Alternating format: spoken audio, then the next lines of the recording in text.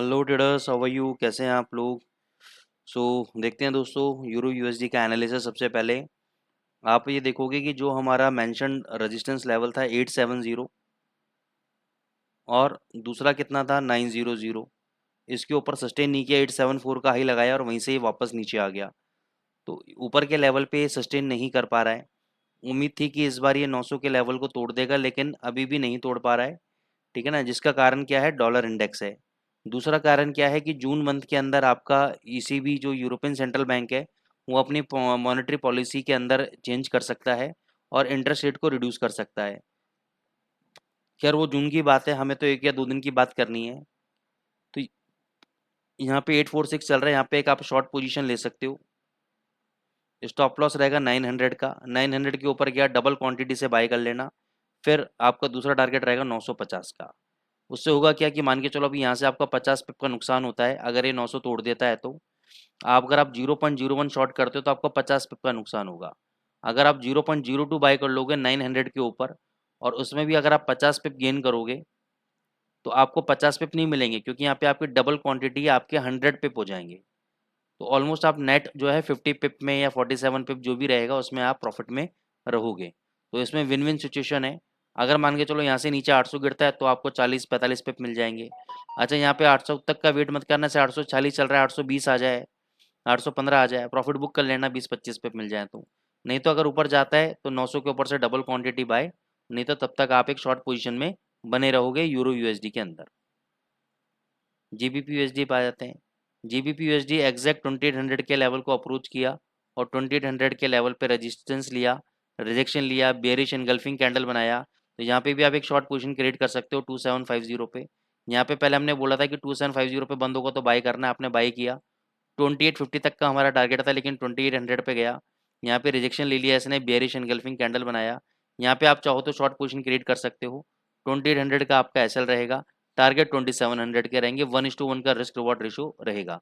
Same scenario इसके अंदर है कि अगर टारगेट अचीव हुआ, वेल एंड गुड है, बहुत बढ़िया है। टारगेट अचीव नहीं हुआ और ये वाला हाई अगर तोड़ देता है 2800 का, इसके ऊपर डबल क्वांटिटी से बाय करोगे। नेक्स्ट टारगेट फिर 2850 का तो मिनिमम रहेगा रहेगा, लेकिन उसके ऊपर भी ये जा सकता है। तो उसके अकॉर्डिंगली भी आप मार्केट कंडीशन देखते हुए, कैंडल फॉर्मेशन देखते हुए आप थोड़ा सा अपने स्टॉप लॉस को ट्रिल कर सकते हो। ठीक है ना। जीबीपी जेपीवाई में अभी कुछ भी खास नहीं है। एयूडी यूएसडी पे हम लोग आ जाते हैं।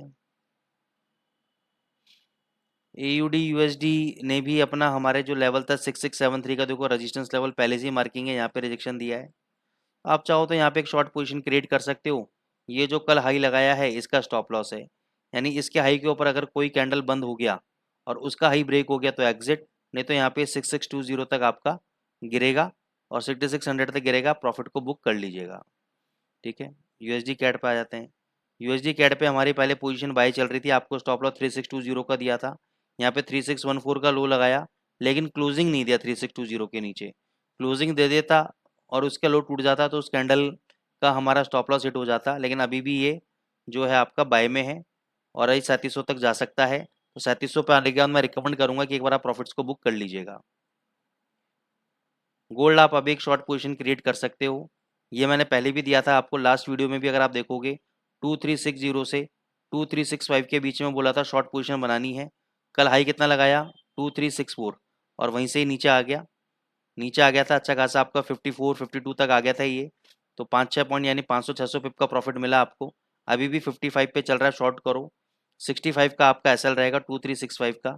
इसके ऊपर ट्रेड हो गया तो एग्जिट कर जाना, डबल क्वांटिटी बाय कर लेना। फिर इसमें कम से कम 2380 और 2400 तक ये अप्रोच कर सकता है ऊपर की तरफ। लेकिन जब तक ये 2365 के लेवल को नहीं मार्क करेगा, तब तक ये आपका नीचे 2340 के लेवल तक ये नीचे आ सकता है। तो आई होप दोस्तों आपको गोल्ड का एनालिसिस समझ में आ गया होगा। अब हम ईटीएच यूएसडीटी पे आ जाते हैं। ईटीएच यूएसडीटी को देख लेते हैं।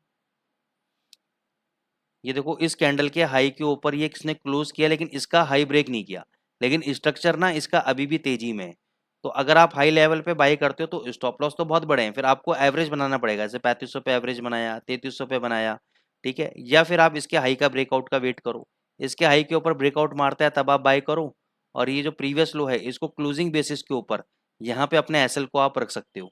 अब जैसे एसएल मैं क्यों बोलता हूँ क्लोजिंग बेसिस पे, इसलिए बोलता हूँ कि ये जो स्पाइक मारता है ना, ये स्पाइक क्या होते हैं, आपके स्टॉप लॉस खा जाते हैं और स्टॉप लॉस खा के ऊपर भग जाता है।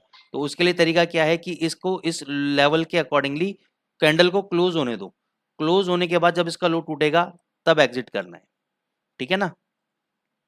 तो ये आपका ETH USDT है, आप बाय कर सकते हो, अभी बाय करो, बाय ऑन ब्रेकआउट करना है तो बाय ऑन ब्रेकआउट करो। तो आई होप दोस्तों आपको मज़ा आ रहा होगा, एनालिसिस समझ में आ रही है। जो लोग कमेंट्स कर रहे हैं उनके बहुत बहुत धन्यवाद, आप लोग कमेंट्स करते हैं, अच्छा लगता है, क्योंकि मैं आपको ऐसी सी चीज़ें अभी कॉन्सेप्ट लेकर आने वाला हूँ, क्योंकि समय का कॉन्स्टेंट है। और अभी एक मैंने हाई एंड ग्राफिक कार्ड वाला एक जो है PC बनने को दे रखा है, तो एक बार वो सब चीज़ें मेरी लाइनअप हो जाएं तो बहुत सारे कंटेंट है जो मैं आपको दूंगा और आपको मज़ा आएगा।